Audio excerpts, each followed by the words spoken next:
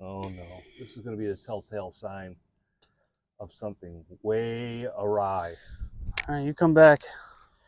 This is what they do. This is the first thing these guys do. Yeah, because I pull my putt, so I aim a little right on everything. You're aimed everything a little right, and you're trying to pull it back to the hole. That's dumb. So you need, I mean, you need to pretty much determine where you want to start the ball. You know, that's going to be let's most just call important. it a straight putt. 3 straight. Don't you think? Yeah, I mean, so I could read putts. I just can't make putts. So that, to me, is more the line you need to be on.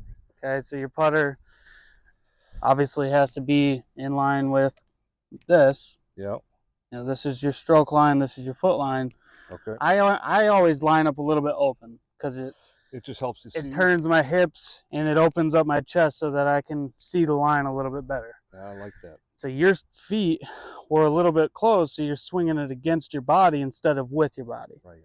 Right? And it's the same way with the full swing. You don't want to ever be swinging it across your body. You're trying to get everything working together to the target. With the putter, it's got to be the same.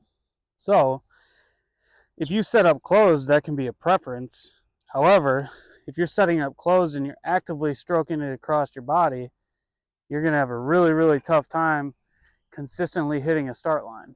Definitely.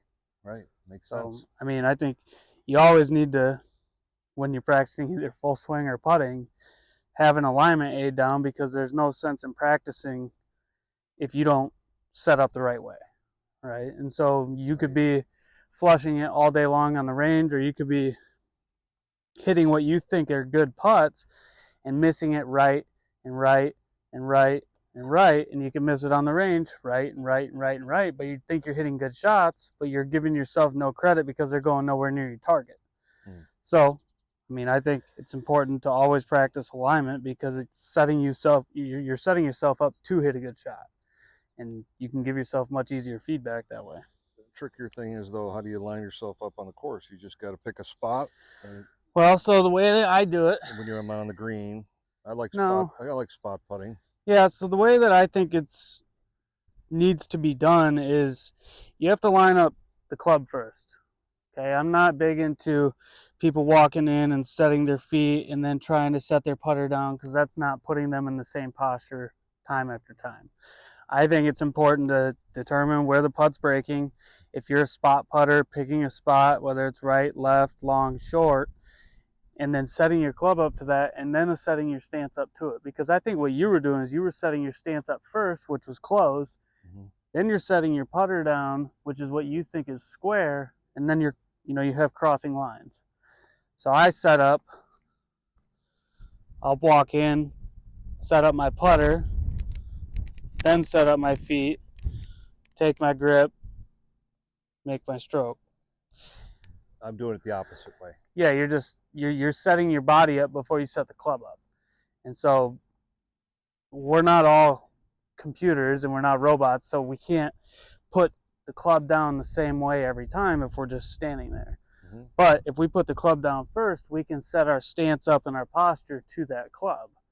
And I think a lot of people do it backwards, because they're in their instructors or whoever it may be, they drill in on posture and setup and all that, but they don't correlate that to where the club is setting up to how they're setting up.